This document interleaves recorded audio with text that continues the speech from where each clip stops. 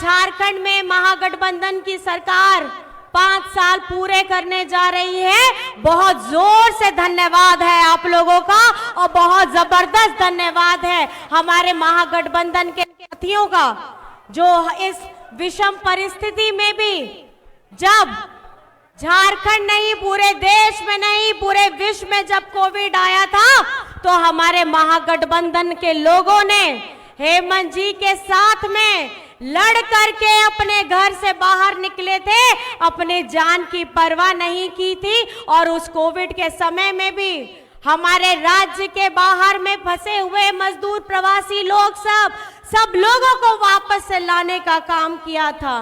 पहली ट्रेन चली थी, पहली प्लेन चली थी हमारे राज्य में। उस समय जब त्राहिमाम हो रहा था, उस वक्त में भी राज्य को संभालने का काम, भूख से किसी की मौत होने नहीं दी थी, ऐसा संकल्प लेकर के हेमंत सोरेन जी चले थे। आज हम आपके समक्ष में हैं 5 साल का कार्यकाल लेके। 5 साल में 2 साल कोविड गया, हाथ में बचा 3 साल। 3 साल में 5 महीने आपका दादा, आपका बेटा हेमंत सोरेन को विपक्ष के लोगों ने षड्यंत्र करके जेल में डालने का काम किया था। आपको पता होना चाहिए, जब पिछली बार में डबल इंजन की सरकार थी, ये क्या करते थे? ये हमारे सरकारी कर्मचारियों का ओल्ड पेंशन बंद किया। हमारे अबुआ आवास, जो आज आवास आपको मिल रहा है, उसकी राशि को बीजेपी के राज्य में भेजने का काम किया। हमारे राज्य के हरा राशन धारक का 11 लाख लोगों का इन्होंने नाम कटवाया था उस वक्त में। आपको मैं ये इसलिए बता रही हूं क्योंकि जिस झारखंड में हम रहते हैं, इसको 24 वर्ष हो गए हैं बने हुए। सबसे ज्यादा शासन किसने किया है? 18 से 20 वर्ष अगर शासन किया है तो ये बीजेपी के लोगों ने शासन किया है, एनडीए के लोगों ने शासन किया है। आज हम यहां पर में झारखंड में अपने पिछड़ों की बात करते हैं। आपको पता होना चाहिए, जब झारखंड बना था 2000 में, तब भाजपा की सरकार आई थी। इन्हीं लोगों ने हमारे पिछड़ों का 27% को घटा करके 14% किया। और जब अभी इतने लंबे अंतराल में ये लोग रहे, 18 से 20 वर्ष रहे, ये 14 से कभी भी 27% नहीं हुआ। उस वक्त में भी इस भारत देश में दूसरे राज्यों में पिछड़ों का 27% रहा है, लेकिन आज आपकी अपनी सरकार, आपकी अबुआ सरकार, आपकी महागठबंधन सरकार ने इस पिछड़ों का 27% का आरक्षण विधानसभा से पारित कराया और केंद्र को भेजा।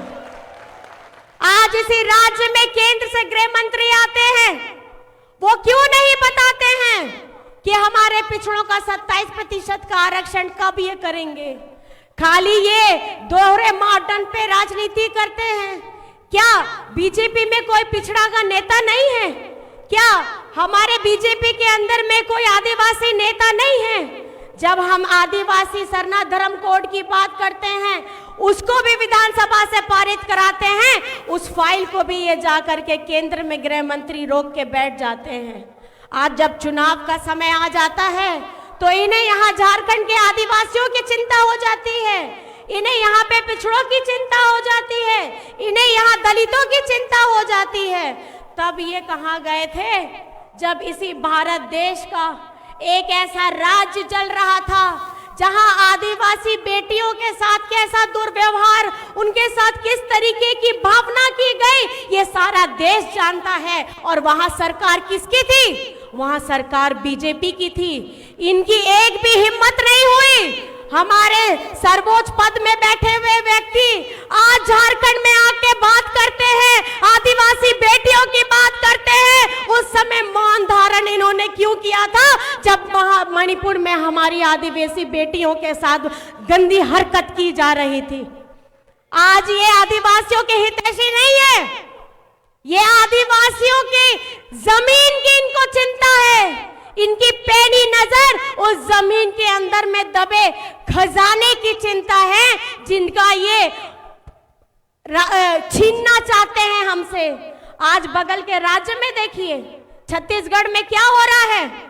छत्तीसगढ़ में वहां पे बड़े बड़े व्यापारियों को दे दिया हसदेव जंगल, जो बरसों बरस से जहां पर में आदिवासी समाज रहता था, आज उन लोगों को वहां से हटाने का काम किया, उन व्यापारियों को दे दिया और इतने इतने जंगल काट दिए गए सिर्फ वो खजाना निकालने के लिए जो जमीन के अंदर थे। ये आप लोगों को समझना होगा। ये हितैषी नहीं है पिछड़ों के, ये गरीब गुरबा की सरकार नहीं है। ये सरकार जो केंद्र में बैठी है, ये धन कुबेरों की सरकार है।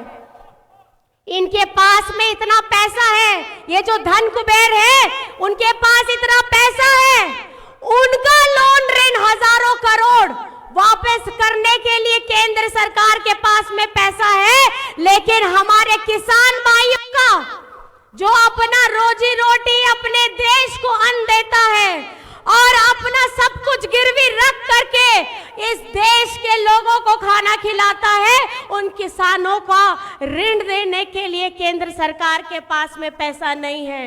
लेकिन आपको जान करके ये खुशी होगी कि आपकी अपनी अबुआ सरकार, आपकी अपनी महागठबंधन सरकार ने हमारे राज्य में एक एक किसान का 2-2 लाख रुपया मुफ्त कराया है, उनका ऋण से उनको मुक्त कराया है।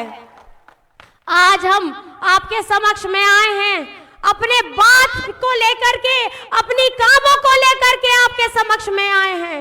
जब डबल इंजन की सरकार थी, ये लोग क्या करते थे?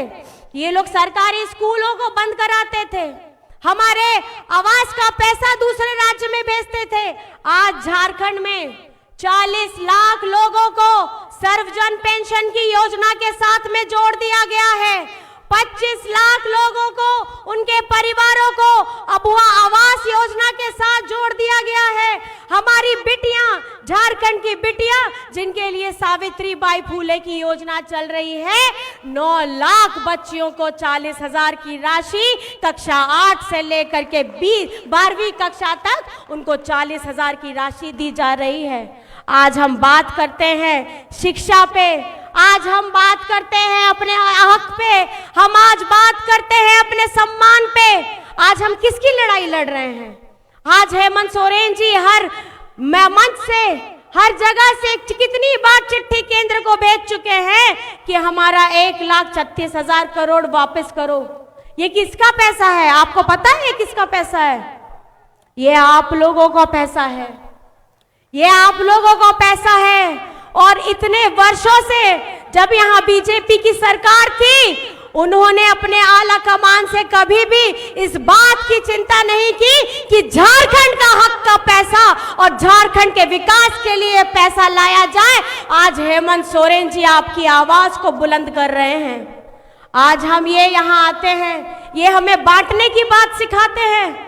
क्यों नहीं, जब चुनाव नहीं होता है तो आप 3-3 महीने में आइए। आप झारखंड की, आपको अगर इतनी चिंता हो रही है, इनके बड़े बड़े जहाज, इनके बड़े बड़े चार्टर्ड प्लेन, बड़े बड़े मंत्री, दूसरे राज्य के मंत्री, मुख्यमंत्री सब आ रहे हैं, अपना काम छोड़ के आ रहे हैं, अपना राज्य छोड़ के आ रहे हैं, अपना विभाग छोड़ के आ रहे हैं और सबको चिंता लग गया है कि झारखंड कहाँ जा रहा है। अगर आप देखेंगे झारखंड में बीजेपी के 20 वर्षों का काम, और अगर आप झारखंड में देखेंगे आपकी सरकार, महागठबंधन सरकार का 5 वर्ष का काम, जो 5 वर्ष भी नहीं है, 2.5 साल का अगर आपका है, तो आपको पता चलेगा हेमंत सोरेन जी ने ऐसी गहरी और लंबी लकीर खींची है जो आज तक किसी ने झारखंड के विकास के लिए ऐसा सोच ही नहीं रखा है। आज आपका बेटा, आपका भाई यहां से, मुन्ना भैया, मैं इनको पूछ रही थी कि कैसा चल रहा है माहौल, तो ये बताएं कि बहुत अच्छा चल रहा है माहौल। लेकिन मैं आपसे पूछना चाहती हूं, हमारे हजारीबाग में आने वाले समय में इस विधानसभा का विधायक कैसा हो? हमारे हजारीबाग विधानसभा में विधायक कैसा हो? मुन्ना सिंह जैसा हो और राज्य का मुख्यमंत्री कैसा हो, हेमंत सोरेन जैसा हो। 13 तारीख को मतदान है। 13 तारीख में क्रम संख्या में आप अपना हाथ छाप में बटन दबा करके ये दिखाना है कि ये सरकार गरीबों की सरकार है, ये हमारे दलितों की सरकार है, ये हमारे आदिवासियों की सरकार है, ये हमारे गरीब गुरबा की सरकार है। और ये सरकार अगर चलेगी तो जन भावना के हित के हिसाब से चलेगी, हम सबका समग्र विकास से चलेगी। एक नेक इरादा लेकर के हम अभी चल रहे हैं। अभी एक काम की ऐसी शुरुआत, एक ऐसी आंधी आ चुकी है। अब आने वाले वक्त में आप लोगों का आशीर्वाद पाके आपकी सेवा के लिए जब हम फिर से आएंगे तो इस तरीके की और भी कल्याणकारी हमारी योजनाएं धरातल में आएंगी।